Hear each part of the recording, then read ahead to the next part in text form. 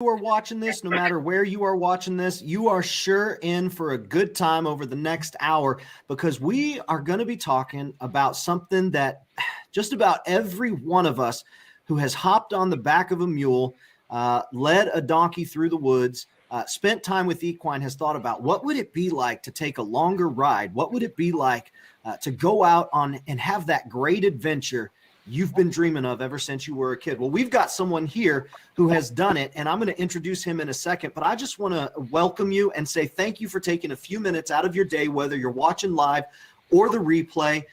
This is sure to be a lot of fun. My name is Dave, and I'm here with Steve Edwards and Bernie Harberts, and we are going to be talking about Bernie's journey across the United States and using a mule. While you're coming in, just to make sure that everyone can see and hear us, please just say hello in the chat section. I've opened up the chat section so everybody can say hi. Y'all can see one another's comments. And over the course of the next hour, we're just going to we're going to wind Steve and Bernie up and just kind of let them go and see what it is they talk about. So first and foremost, if you are not familiar with Steve Edwards or Queen Valley Mule Ranch, we're so grateful that you're here, and we're so glad that you're giving us an opportunity to introduce ourselves. Steve has been a cowboy all his life. He's been working with mules specifically since 1981, teaching others to do the same thing. Since 1991, he's got a resume of broken bones, punctured ribs, hip replacements, but ultimately it's all translated into a passion to help you and me and Bernie and the entire mule and donkey community understand the uniqueness of the mule and the donkey and really gain trust and get results with everything that you do. So that's who Steve is. And you can, Steve, wave real quick so they know that, tell the people who, there he is right there. And today we're joined by Bernie Harberts. And like I said, Bernie, just Google Bernie's name and you can learn a whole whirlwind of information that I did not know. But Bernie is going to be sharing his story with us. Bernie, it's good to have you here today. Just take a second and just introduce yourself to folks who maybe have not heard of you, and this is a brand new concept of riding. Just introduce yourself and tell the people about you. Absolutely, Dave. Thank you so much, and thank you so much for Steve and Dave for inviting me to do this. And also welcome to all the viewers who are logging on now to check this out wherever you are, and if you replay the this a little bit later. Just to set the scene, and it's really cool. Steve and each have like our background where we're sitting behind us, and it'll come in and out. So right now, I'm sitting in Western North Carolina on my back porch. We live here, Julie and I, my wife, in about a 500 square foot cabin. We have gravity water, and we have been locked up like y'all a long time. So if I get like a little excited and manic, just like, do like to your mules, like hand up, bump the rope a little bit. You might have to jerk it and say, ho, stop, until I chew and flick in the ear, because I get excited. So that's kind of where I stand. I said, on the porch, got some saddles behind me. You might see a mule messing with a hummingbird feeder. So that just kind of sets the stage for you. Very good. Steve, I haven't given you a chance to speak yet. I wanted to go ahead and just say, share a little bit with us. Welcome the people, Steve, and share a little bit with us why you wanted to make this happen. You sent me a message. You said, let's get a video with Bernie. Why'd you want to make this happen? And then by golly, we're going to get right into it because there's a lot that we could talk about, and we're going to try to pack it all in here in about an hour. So just welcome the people and tell us why you wanted to do this, Steve. Well, Bernie and I got together, I don't know, a year or 2 years ago, something like that. And Bernie was wanting saddles, and we visited about saddles and talked about his trip and stuff. And I thought, wow, isn't that something? He's going to travel across the United States on a mule, packing a mule, and having the logistics of that is just incredible. It's enough packing for 5 or 6 days, 10 days back in the wilderness with 5-pack mules and going up the trail and this sort of thing. Yep, there's my backyard, Barney. That's kind of what that looks like. That's it. Yeah. Oh, that's beautiful, Steve. Yeah. Wow. That's we got miles and miles of miles and miles, and nobody you have to run into, and we know where the fences and the gates are. But that's my back door. That's on the south side, and all of our trees have a lot of stickers in them, so they're called mesquite trees. They're pretty tough. But to hear Barney go and make a trip, I mean, I thought like 2 weeks back in the wilderness was a long time, and packing the freight and the tents and all this stuff, all the feed, that's a lot of work. But to do it for the time frame that he did, what was it, 6 months, Barney, that you were? Yeah, so to be clear, there were 3 trips. The first was from Atlantic to Pacific. That was 13 months with a old McClellan saddle and a little 13.2 pack pony. The second trip was from Canada to Mexico with 1 mule and a little wagon, and that was close to 14 months. And this most recent one, where I used the QVM saddle, it took 6 months. So that was a fast trip. It must have been the saddle. That's right. We'll talk about that later. There you go. You betcha. We will. So real quick, I want to let everybody know, put this on your list of things to do, folks. I want you all to make sure, and I'll mention it at the end, but I want you all to make sure that you go and check out Bernie's website and get Bernie's newsletter. If the whole concept of the mule adventure is something that appeals to you, Bernie does an amazing job documenting everything that he does.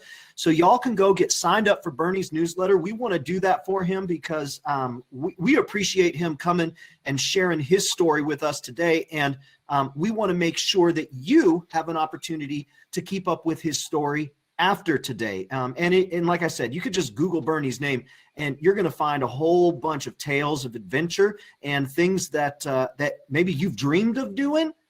He actually has done it. And the best part is that he makes it available and accessible so you can go out there and do it too. So that's the first thing.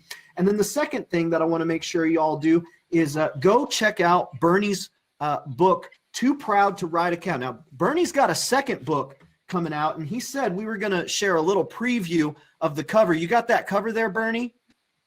I do. Right here. There we go. We're going to get a little preview here. World This debut.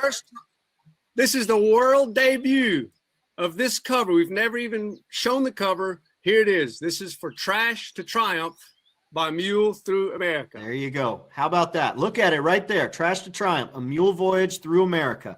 So folks, make sure you get on his newsletter. I've got that up right now. And then I'm sharing right now where you can get the book, Too Proud to Ride a Cow. That's the old one, but it's a good one.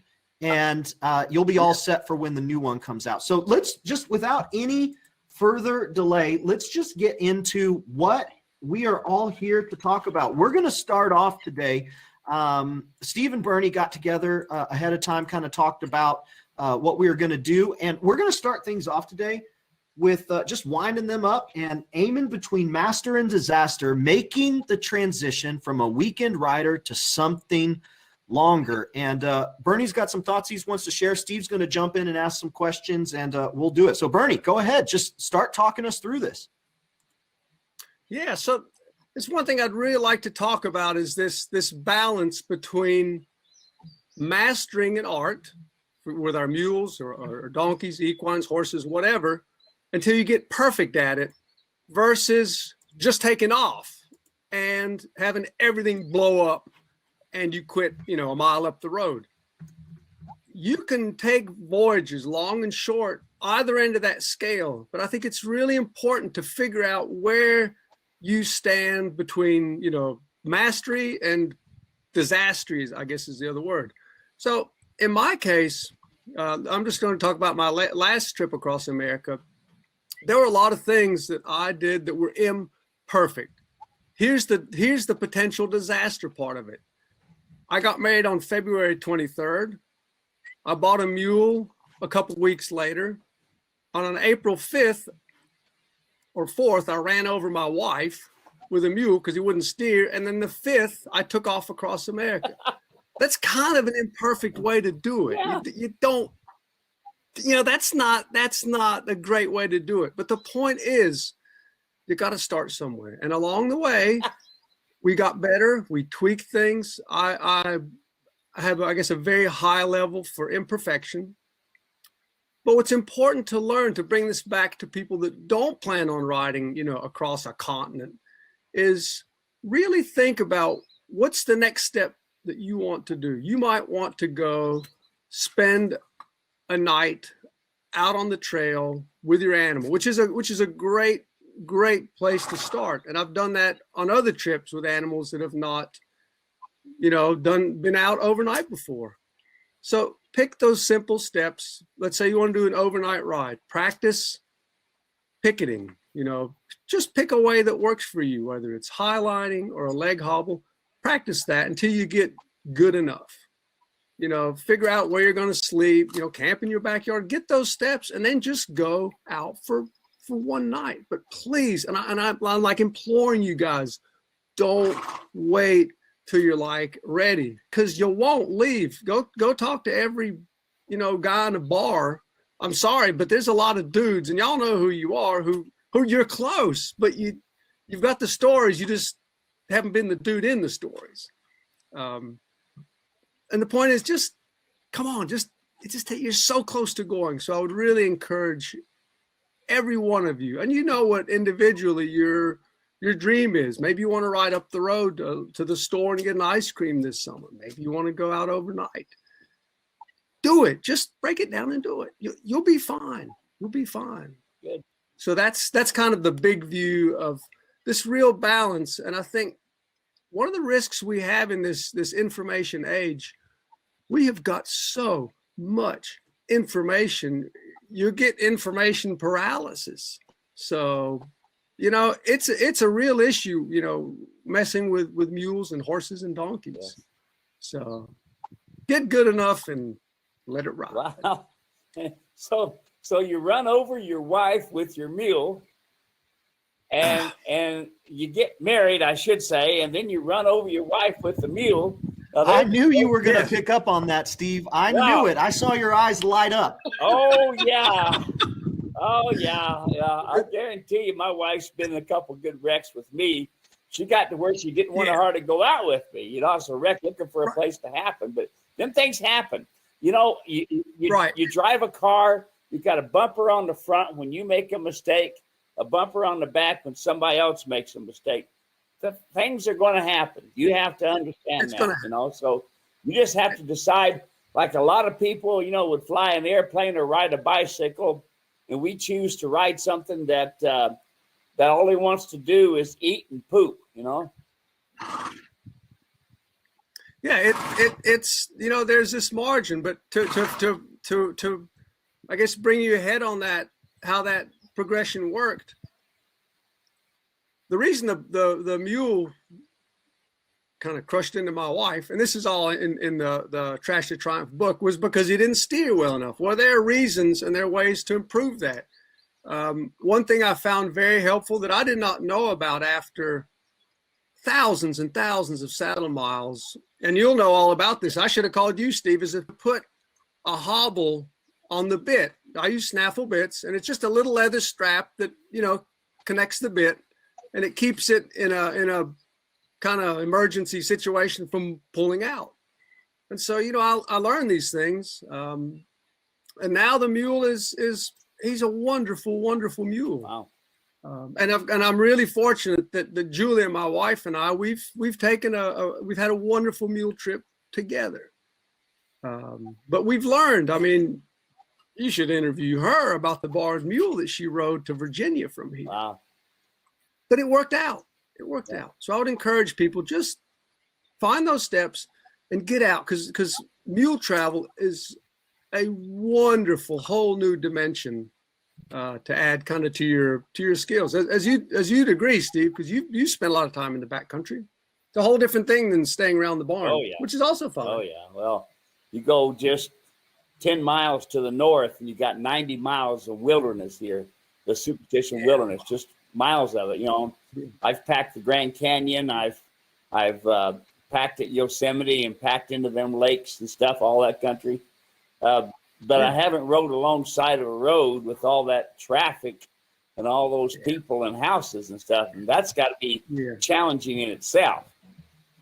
And that is the hardest thing about the trip. And later we're going to get on into some other topics, that would interest people. But road riding is the hardest part of this trip. Boy. It's not finding food. It's not finding lodging.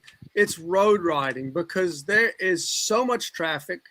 Back east, the roads are super narrow. They've been blasted into the mountain. There's, guardrails on the downhill side.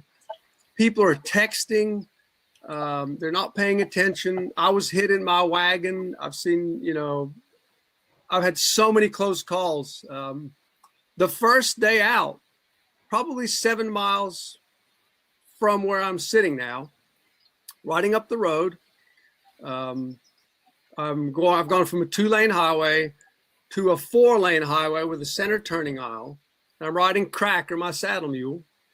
And you might see some ears back here. That's Brick and Cracker, my pack and saddle mule. And I look up the hill and there's like this big metal tin pig rearing up, and it's a sculpture. Well, the mule has never seen a tin pig. How do you school for that? You're going to get a tin pig in your round pen? Who thinks of that? So the mule bolts across the highway into traffic. The pack mule gets dragged around, and you know how dangerous this is, Steve, when your pack animal runs behind you and gets the rope around you. So I'm spun around in the saddle in traffic, and of course the mule has gone dead. And so this is an extreme case of that master disaster part. And all you guys listen to this, don't let me scare you off at this point.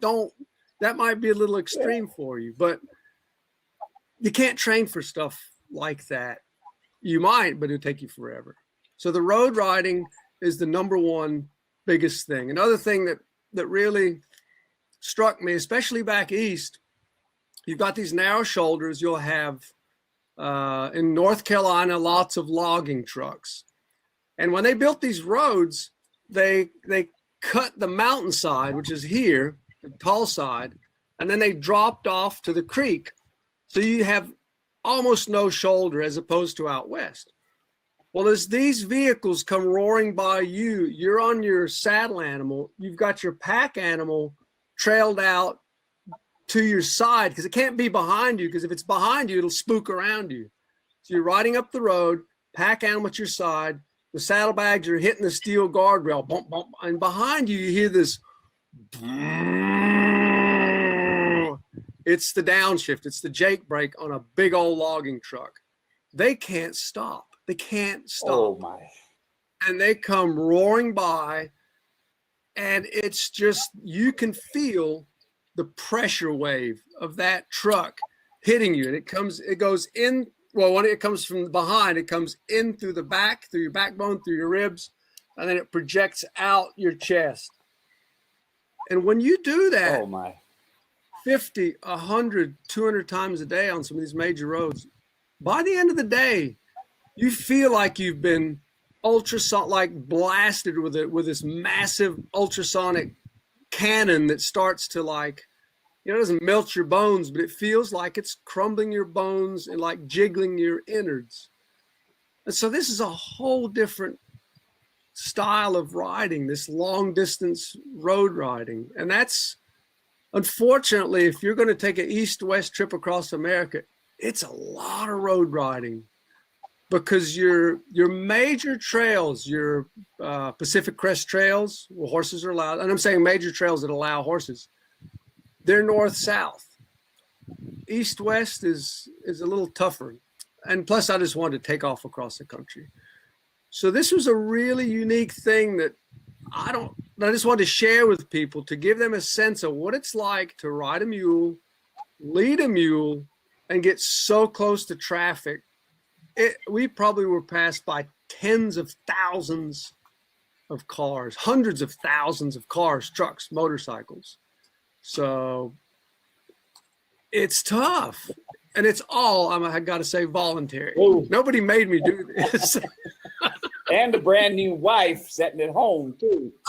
What? I know, it's the most, and this is actually one of the fascinating things about the new Trash to Triumph book. You'll read books about all these guys. They go off on all these wonderful adventures, and they say in one line, I kissed my wife goodbye. And then at the end of the book, it's like, I kissed my wife hello again. Well, what we're doing in the Trash to Triumph book is Julie and I are writing, and we're weaving these emails into the body of the book, because that's what happened underway. And it was really interesting to get into the different, just kind of personal things that a couple apart deals with. And it's tougher for the spouse that stays behind. It got really hard for Julia. And that's in the book. And I did some things with my mules and with my relationship, had some thoughts that writing the book really, I felt bad and raised some real hackles, but it's honest and it needs to be in there. And it's part of that bigger subject that people usually don't write about when they ride across the country. A lot of those guys are bachelors.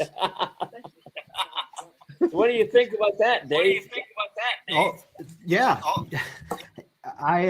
What you said there, that it's really hard for the one that stays behind. That's a sentiment that I've heard over and over and over again from a lot of the guys my age who are taking some adventures, not to the length of time that you are and not in the type of adventure that you did, but that's a real sentiment that we deal with. And so I just want to remind folks right now, the book is not out yet, but it's going to be a dandy. And I've put up a link to where you can get Bernie's newsletter. So if you have not signed up for that, you want to go ahead and do that, because when that book comes out, I guarantee you that reading through his story and Julia's story, that you will gain some insights into how to craft a better story for your relationship moving forward, not just with the mule and the donkey, but with those who are important to you in your life. I want to turn a corner here, and I want to move to the next. And I was just go ahead. Dave, before we turn the corner, I just want to mention one thing,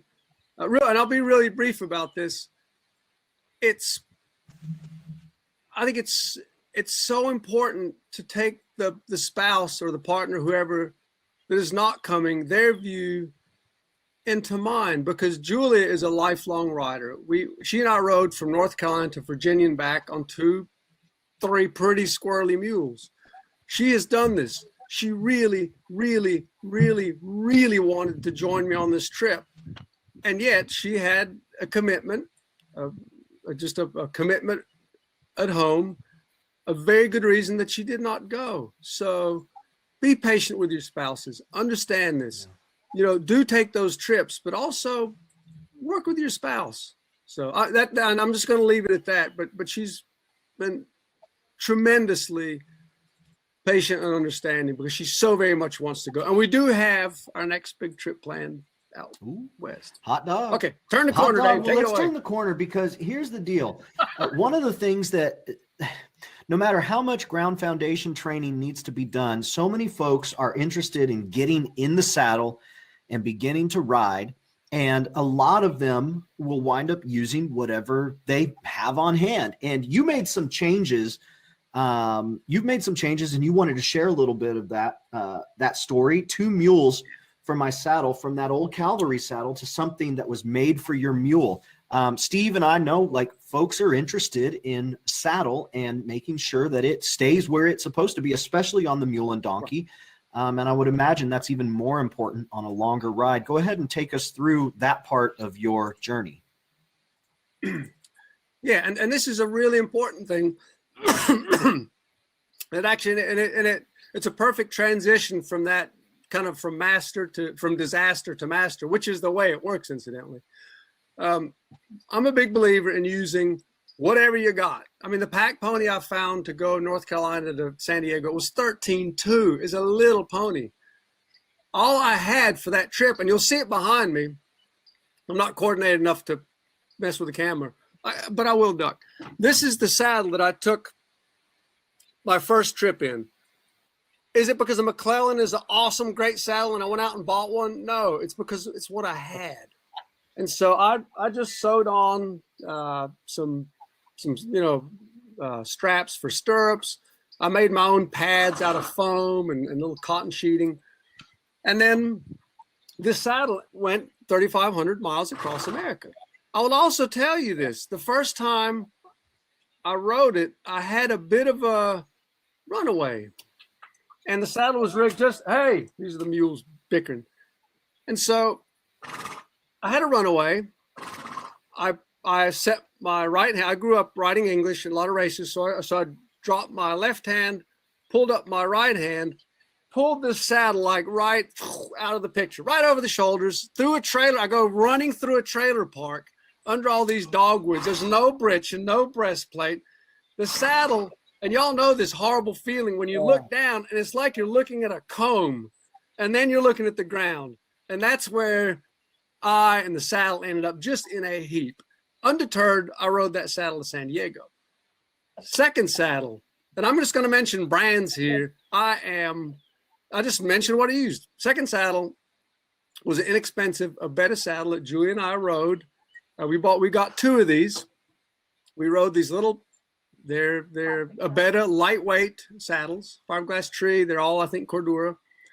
Rode them a month and a half from our farm to Virginia, Grayson Highlands. We live outside of Lenoir, North Carolina, incidentally, and back.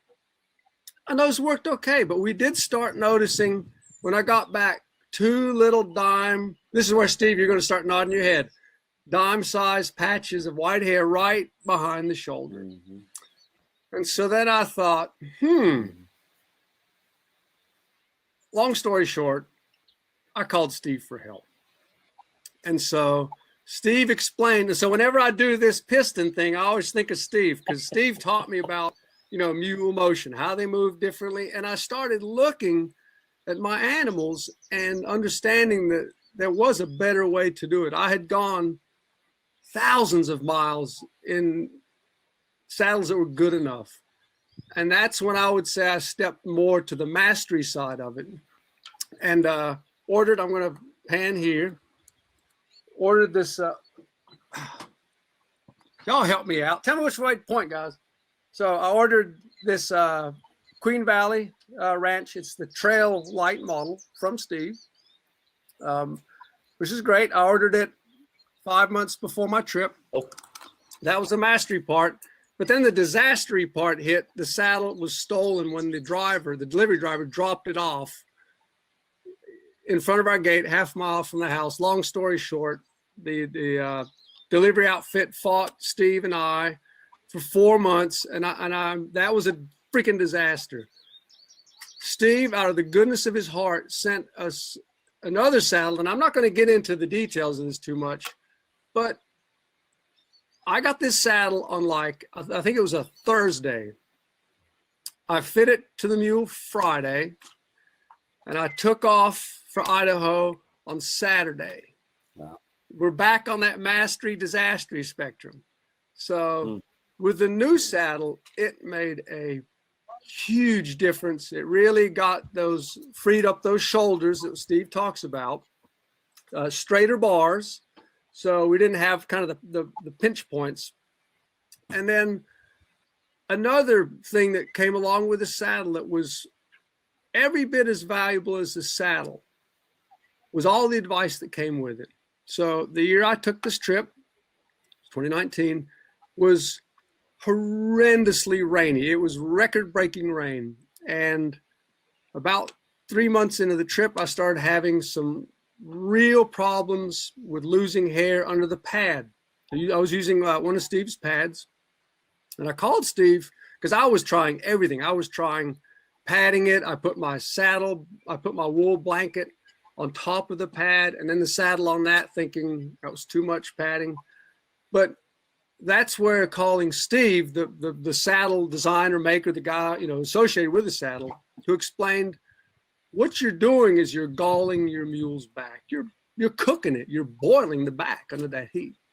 So he instructed me to every 2 hours, and I ended up doing every hour, tip up the back of the saddle, blow air under it between the saddle pad. So tip up your saddle and your pad, blow air underneath it, let that all dry and cool, and put it back down.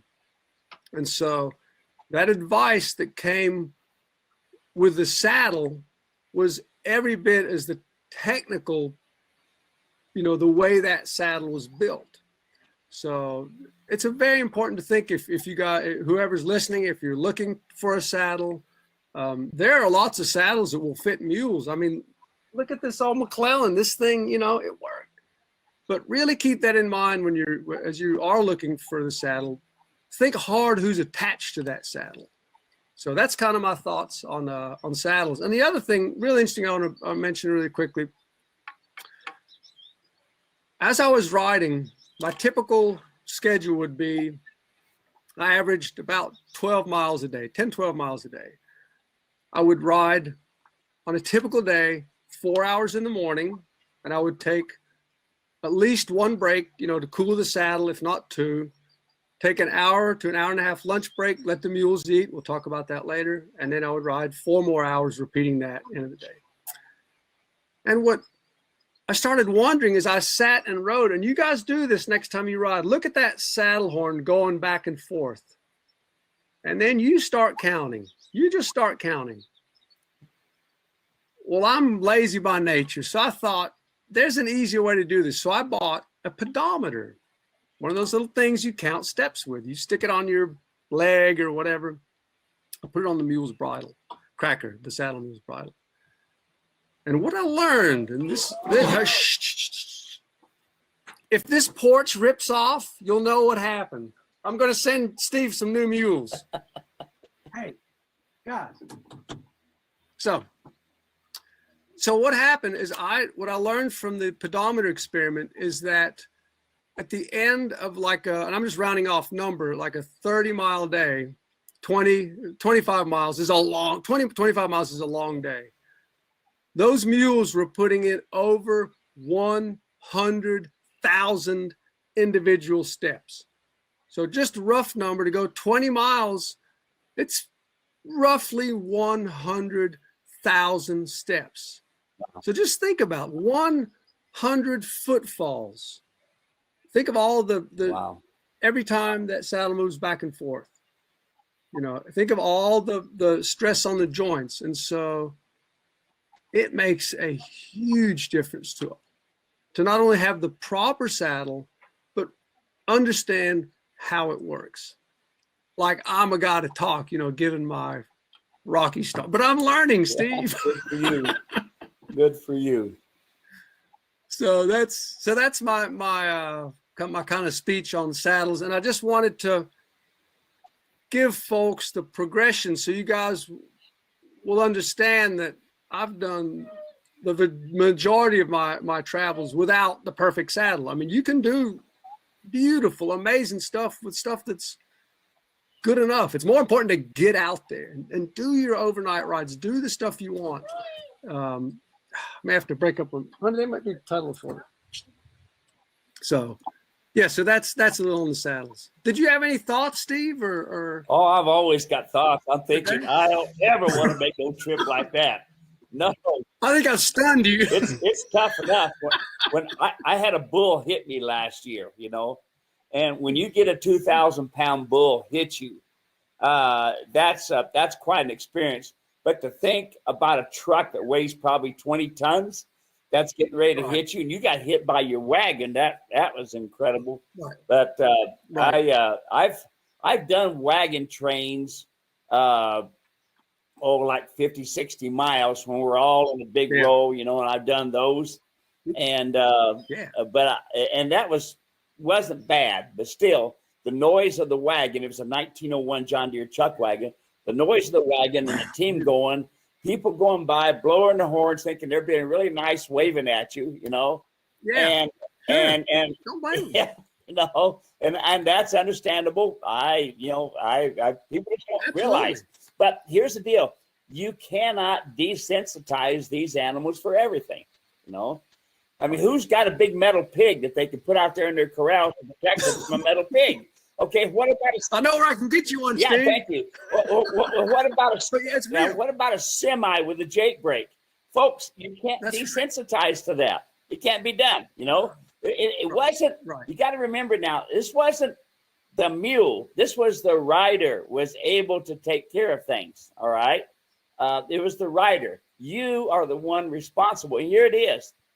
Don't get into this false narrative of desensitizing them and then give you a false narrative of going out on a trail and everything's going to be good. Not going to happen, okay? No. Yeah, not going to happen. Right. So here's the deal. you hear Barney comes from a English writing style, and I don't know if Barney realizes it or not, but England lost when we beat them. But that's another story. That's why we ride Western saddles. Are you calling me a traitor? Yeah, no, Cowboy? I think you're back in the Confederate stage. Anyway, going back to this. So here's the deal. Barney's used to taking one rein to get them to stop, and Barney found out you can't do that. So Barney put a curb chain on the bottom so he wouldn't pull the bit through the mouth, picking up on one rein. Right. And you all know right. What I've been teaching you is don't do that. It don't work. That's horse training. Right. That even horse training doesn't work. So go to the Grand Canyon with me, and we've talked about this before. Go to the Grand Canyon. It's a mile off here. It's a mile up here, and there's people all on the trails. I don't have one pack mule behind me. I've got 5 pack mules behind me. All right. Now, how can I do a one-way stop? I can't. So that's where I told you all my mule rider's martingale, and you don't go one rein. You remember, they have 2 brains, one on the right, one on the left. They don't have the cranial lobe. So you go right, left, right, left. That's what you do, not one rein. Talk to both reins and increase the intensity, and that's how you get them to stop. And that's why I developed that mule rider's martingale. Barney, didn't you get one of those? I did not. I got the saddle, and I guess my pride and ignorance, and honestly, I did not know that was available. Yeah. I just took off with the bridle, but it could well have helped on that trip. Oh yeah. When you've had, I've had a mother bear and 2 cubs running after us when got 5 pack mules behind me. Try that sometime. Or try to be at the Grand Canyon. I'd rather have a semi, Steve. Oh, that just thinking about that semi, thinking about that mother bear, and really, she wasn't really after us. It's just that the trail was so narrow, she had no place else to go. They don't. So here's all these 5 mules pushing up behind me, until we got into kind of an open area, and then she took off. She just as scared as we were, But anyway, what's next there? Dave? So this is great. This is fantastic. In saddles, that's a huge piece. One of the things, Bernie, that we talk about constantly is hoof care. And there's a major myth about the mule and the donkey. Or actually, I know the mule, maybe it's a myth about the donkey too, but you don't need to shoe them. You don't need to, you don't need to, I'm going to shut you right. Yeah. So here we go. Bernie wanted to talk about barefoot mule travel and thoughts on barefoot hoof care and hoof boots for mules. We talk about the feet constantly, and this is a huge topic in and of itself. But then when you introduce this type of travel, it becomes all the more important, because Steve says if you don't have a foot, you don't have a mule. So get into a little bit about this part of the experience and what folks might want to know about it as it pertains to longer travels. Yeah. I'm always interested to hear how people get into a movement, get an idea into their head. And the way it happened, the way I got into barefoot mule travel was on my first trip from the Atlantic to Pacific on a mule named Woody and Maggie. And that's in that book, Too Proud to Ride a Cow. And I write about this transition from steel shoes to hoof boots in that book, Too Proud to Ride a Cow. I had steel shoes on the mule, and I also had a clincher, a rasp, a hammer, and some spare nails. Well, what I learned was I had such a small pack pony, just the weight of that was significant, because I try to ride as lightweight as possible, which is one of the reasons I just love the mule saddle I have. It's very light. So the weight was a problem, and I'm not a great farrier. And yet here I wanted to ride, it turned out to be a trip of 3,500 miles. So I switched to hoof boots. Now, this was the early days of hoof boots, and I used the old style easy boot that had a hoof, that had the big buckle on the front. And I had some issues with those popping off. That has now been remedied. They have a garter on that boot. I still use pretty much all brands of hoof boots. And so I got into hoof boots out of sheer necessity, because I couldn't shoe them on the road, that they would stay on. and I didn't want the weight. And so what I've learned now is I haven't shot a mule in 15 years, and yet I've put on, I'm getting close to 10,000 miles barefoot. People hear, oh, my mule's barefoot, it doesn't need shoes, as Dave was referring to. Well, it depends. If your mule is not going to do anything and just stand around in a corral all day, probably doesn't need shoes. But if they're going to do much traveling on anything, unless it's really soft grass, they're going to wear that hoof more quickly than it grows. And now you throw in riding on hard, rocky ground, like Steve, you guys have out in Arizona. You start riding up gravel roads, pavement road riding, even just doing lots of trail riding. In most areas of the country, you're going to start wearing the hoof down. And another thing is, sometimes your mule's feet are going to get a little bit tender. Let's say springtime back east, and this is a real issue for us, eat a lot of grass in the spring. We keep them off as much as we can. Their feet, they'll get soft in the sweat. It's a very lush climate that we're in. They'll get tender, so they might not be wearing their feet out, but they're very tender. So that hoof boot helps protect that. And what I love about this system is it's given my wife, Julie, and I the complete control over our mule's feet. I early on read, this is a great source, or my source of where I learned all this. I read Pete Ramey's book. I think it's called Making Barefoot Hoof Care Work for You, or something like that. It's a book by Pete Ramey. It's very simple. The gist of it is keep the flare out of the toe, level the heel to the frog, and don't remove anything off the toe. That in about 20 seconds is basically what you need to know. Keep those feet shaped up. And I think this would really interest a lot of you guys who are interested in hoof boots. This is where it gets a little confusing. There are so many hoof boot brands out. 20, 30 years ago, it was the easy boot. Everybody, if you've been riding a while back then, you'd see them and people would have them like hanging off their saddles in case they lost a shoe. Easy boot is still around. We use them. We use an easy boot that does not have the buckle on it. It's got the garter on it. My wife and I rode on the trip we did from North Carolina, Lenoir, North Carolina, to Leatherwood, up to Eustis Conways, up to Grayson Highlands and back. We used 3 different kinds of hoof boots. We used Renegades, we used Caballos, and we used the easy boots. We've also used a brand called Scoot Boots.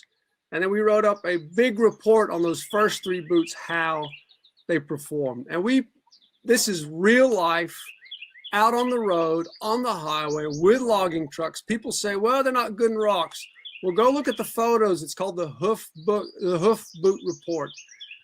You're going to see boots on rocks, on gravels, and you're going to see photos of mules with their feet stuck in the mud so deep there is no boot. And we were blown away by how well all of them did. All of them, when properly used in a good situation, and you got to know how to use them. I would pick any one of those boots. We've got, like I said, 4 different brands of boots in our barn. I usually stick with Renegades. I used Renegades on my North Carolina to Idaho voyage, just because that's the one that's kind of the most flexible. I can rebuild them all.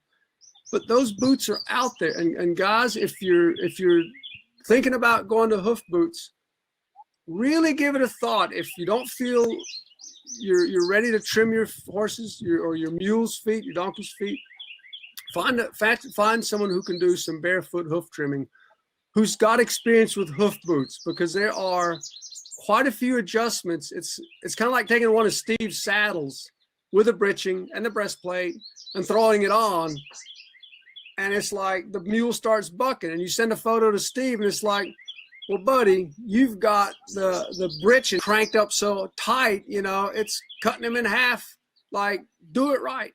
So find someone who can help you with these hoof boots. They are wonderful.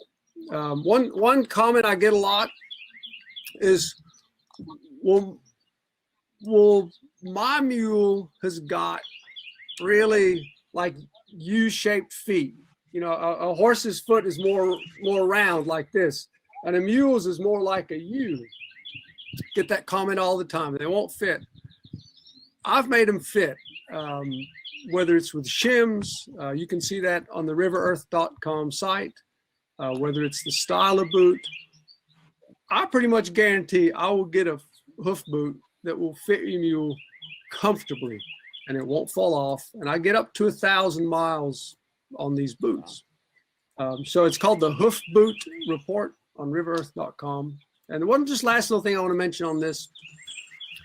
People are always focused about, well, the mule has got a hoof boot on, and that's the image that comes to mind. But you also got to think of the reverse of that.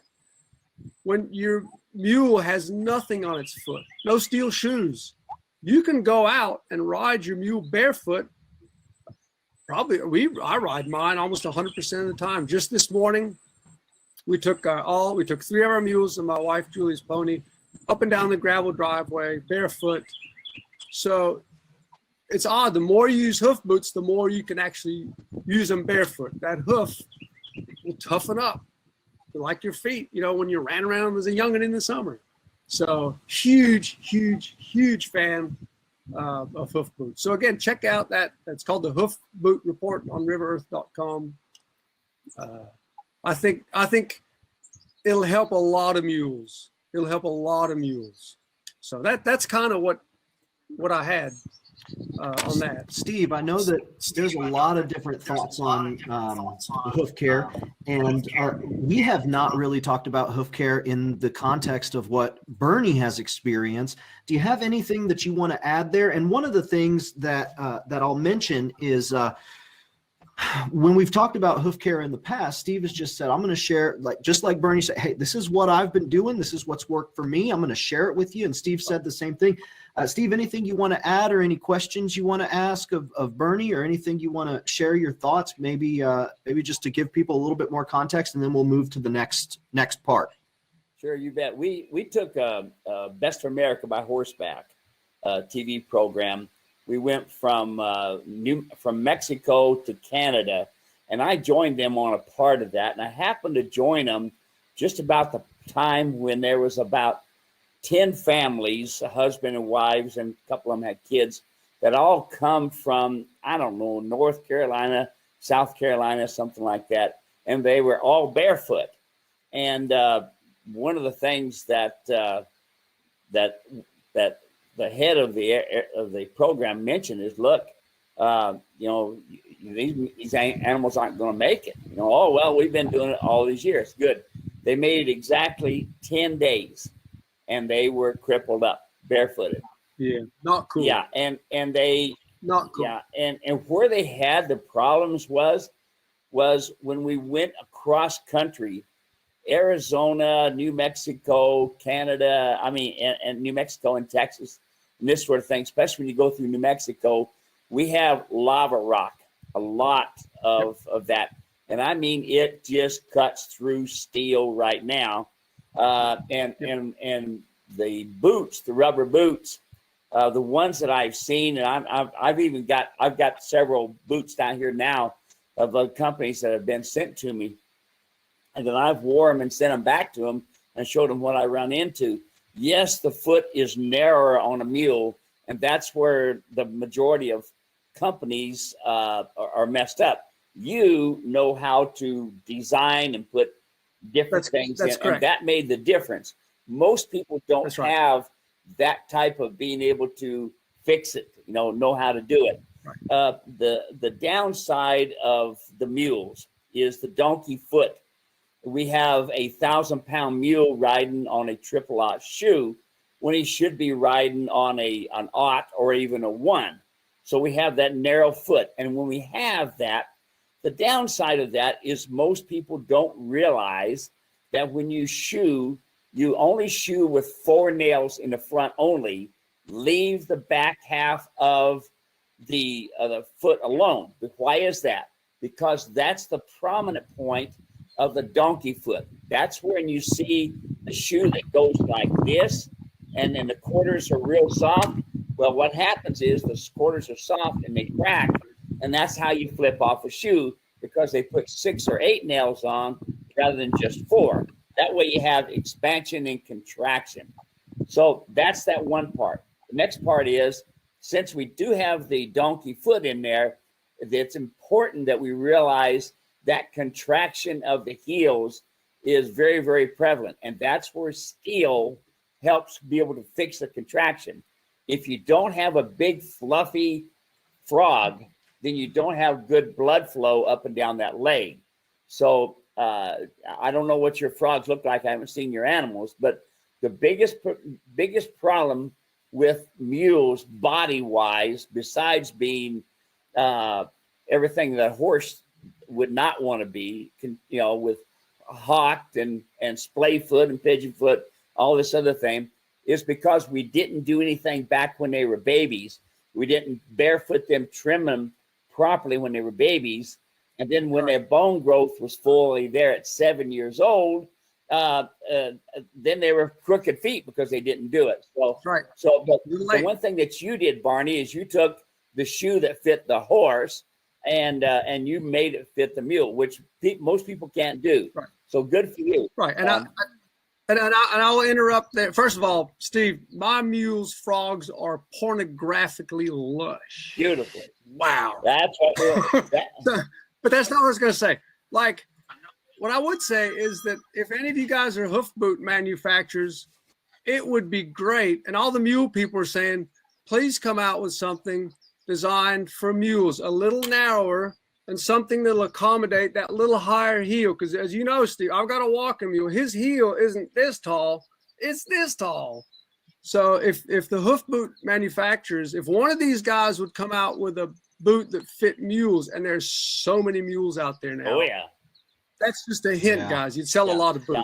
Now we'll talk about eating on the Now, hoof. I'll tell you what, we could talk about hoofs forever. Oh, yeah. We could talk about shoes forever, but we have one last section here, and we're coming up towards the top of the hour. And if either of you guys have a hard stop, then we'll do a hard stop. If we go over a couple minutes, I think that's okay, but we can do a hard stop. But Bernie, let's get into mule forage on the hoof, nutrition on long distance, unsupported ride, because this is one of those things. Now, you hinted above, I think you said the traffic was harder than anything else. Worst thing. Yeah, it was the worst thing. But it is a huge concern of what are we going to do for nutrition and food? Do we have to have, drops, or how does that work? So let's get into that, and let's wrap up with that portion of today's discussion. Yeah, super. So first of all, if you're taking a trip, like a big long trip, as I have taken, you are obligated to take care of that mule. Food, water, shelter. Nothing chafes me more than when I see every now and then some guy will be out riding and he'll have some poor Gant horse dragging a Gant pack horse. That is absolutely wrong. And one of the biggest things after the traffic was food. These mules, horses, anything need to graze. And so what I found, my trips, to repeat, I did not have a chase vehicle. I have smaller animals. Cracker's 15 hands. My other mules are 14.2. Can't carry a lot of weight. Weight kills. I carry max 5 pounds of grain. And so what I've done, kind of 3 ways of doing this. One, I leg pick it at night. There are different ways to pick it. Some pick it by a leg, some by a halter. Pick what you like, and let those animals graze all night long. You'll be amazed how much browse they get.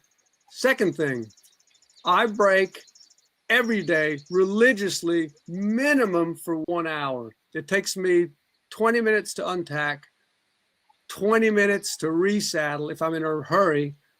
And I give those mules a minimum of 30 to 40 minutes to just graze at lunchtime. It's their their right to graze and eat. And after about 40 minutes, they start slowing down and getting sleepy. And I've had my nap, and we saddle up and mosey up the road. It works great. And the third, napping incidentally is very important. Yeah. And then the kind of the third thing that I do is, as I ride, I let my mules graze. So, and this is like, I don't do this when I'm trail riding because it's really annoying. They're not focusing when they're thinking of food. But as they walk, I ride on a loose rein. If I'm on the road shoulder, the animals can pick and graze as they go. And then the fun thing to watch is the first week, they're so worried about getting hit by a truck, and they're focused, and they're like, oh, they're not even hungry. They can't think of food. By the second week, the pack mule usually, because a pack mule, whoever I'm leading has got a little more rope, will take that first little grab. But then as they do that, they'll kick their chin as they're eating. And so you hear that clunk, and it's like, oh, I don't want to hear that dental enamel clicking together. But pretty soon, after a couple of weeks, they can eat and walk as gracefully as anything. And those three sources, they add up. So that's just browse on the hoof. So I do feed hard feed. What I'll do typically, and all this is in the Too Proud to Ride a Cow book, and also in the Trash to Triumph book, which is being released. I will stop at a feed store. I'll buy a sack of pellets, open it up, and say, boys, have at it. And those mules will eat and eat and eat and eat. And unlike most horses, they'll stop. Mine will. And then I take about five little pounds of grain max, put it in my saddlebags, give the grain back to the store manager and say, you know somebody with horses, and take off. So my mules get hard feed there. And then the other two ways I do it is, there are so many good, horsemen and women out here. They've got barns, they've got farms. They've provided us with endless bags of feed. Wow. So they provide feed. I've also gleaned, where I just pick corn out of fields. And while I'm on this, I just want to kind of like summarize, do the little philosophy thing before we sum up. I've been talking about feed, about traveling across the land with not a lot of stuff. It's just a little pack saddle and what gear I can carry. I carry no more than 100 pounds of gear total. Wow.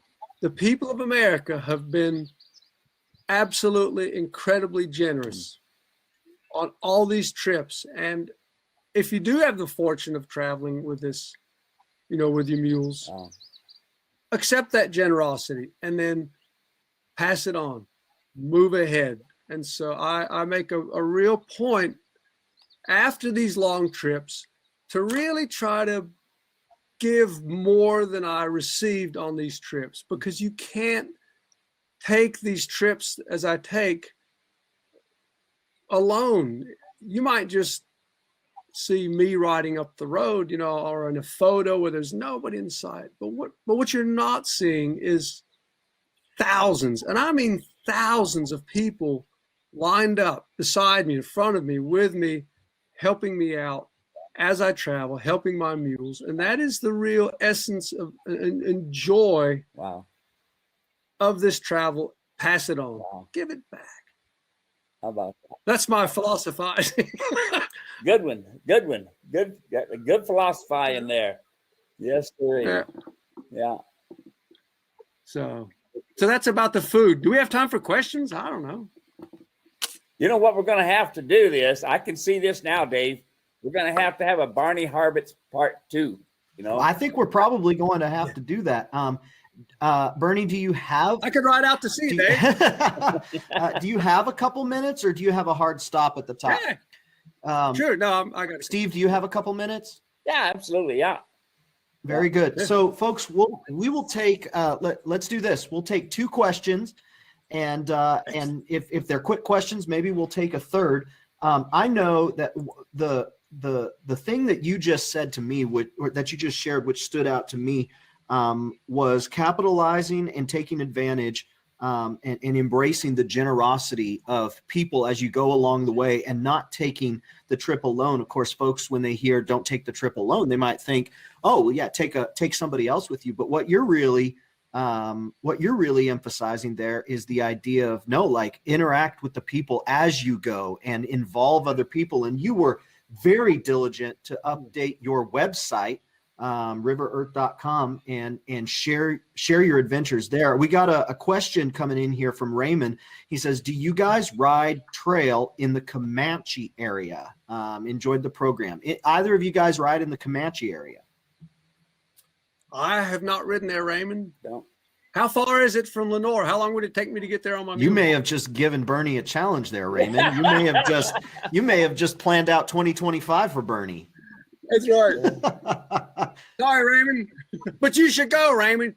You should go without knowing. Just go. Don't ask me. Don't ask Steve. Just go. Just go. You have our permission. And then send us some pictures, and Raymond, we'll bring you on, and we'll do another discussion. I will give folks one or two more moments here to send in a question. I know lots of folks have been watching all throughout, coming in and going throughout the entire time. And if you didn't catch the whole thing today, folks, after this episode, there's going to be, or after this our time here, there's going to be a link sent out, and you can watch that link and go back and watch the replay and be sure to catch the things that you missed.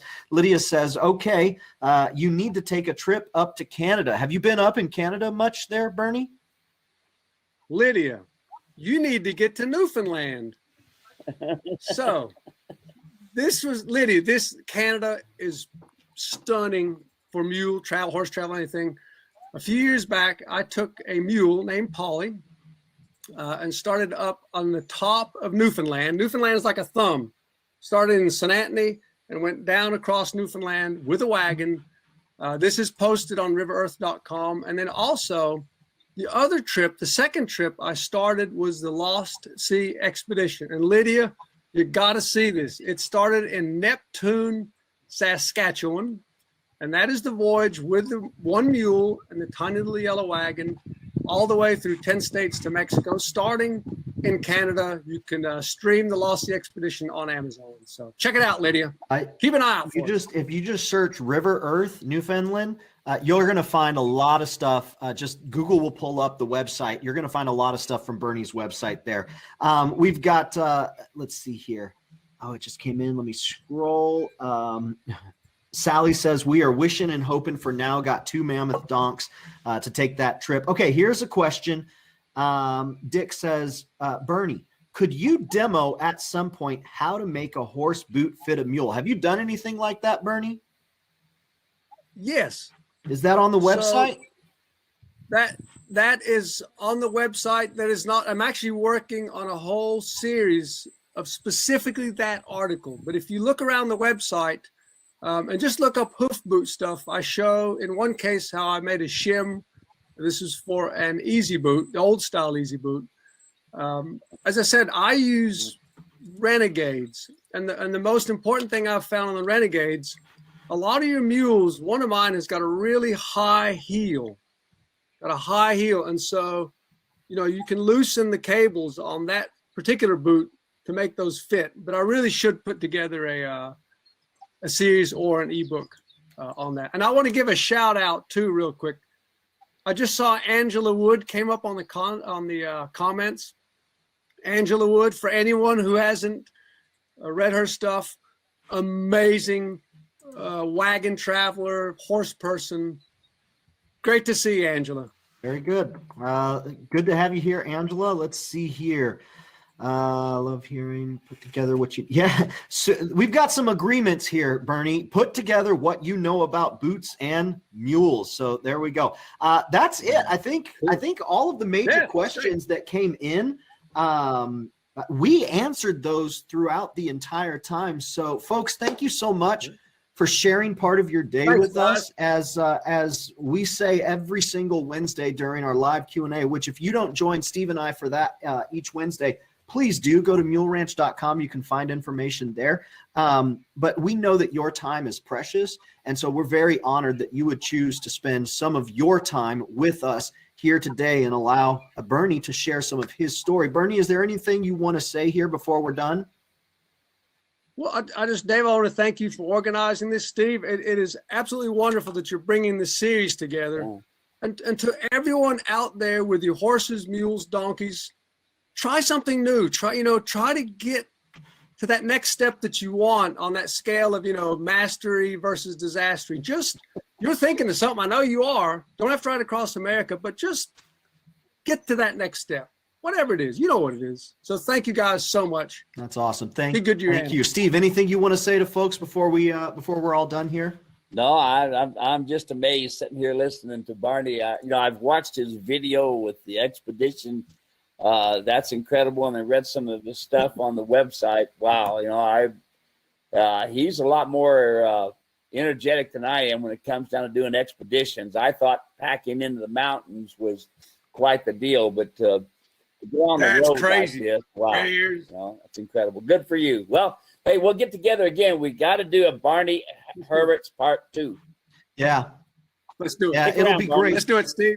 Folks, I just put one final thing. You can go, we're done here. So you can go and you can click the link in the comment section, get the newsletter from Bernie. You can sign up. And when Bernie sends something out, you'll get access to it there. And the good news is that I know Bernie is going to keep you up to date with the new book. And when that new book comes out, and that's something that you're definitely not going to want to miss out on the pre-order. For authors, getting those books pre-ordered is huge because these book carriers, these book suppliers, they don't know how many books to hold in stock. And so the last thing we want when Bernie gets his new book out is for Amazon or Barnes & Noble or wherever it gets released to say out of stock. That is like the curse of death when you release a brand new book. So what we want is we want you to get signed up for his newsletter. And when that new book comes out, you get your pre-order in because that lets Amazon know we're going to carry a boatload. We're going to carry a pack saddle load of this book right here because people are going to want it. So thank you all very much. That's it for us today. Steve and Bernie, when I click in here, we're all going to go bye-bye. So it's good to see you guys. Bernie, it was great to get to see you face-to-face today. And Steve, I'm sure you and I will talk soon. All right. See y'all. All right. Take care, everyone. Bye-bye. Click that link in the comment section. Bye-bye.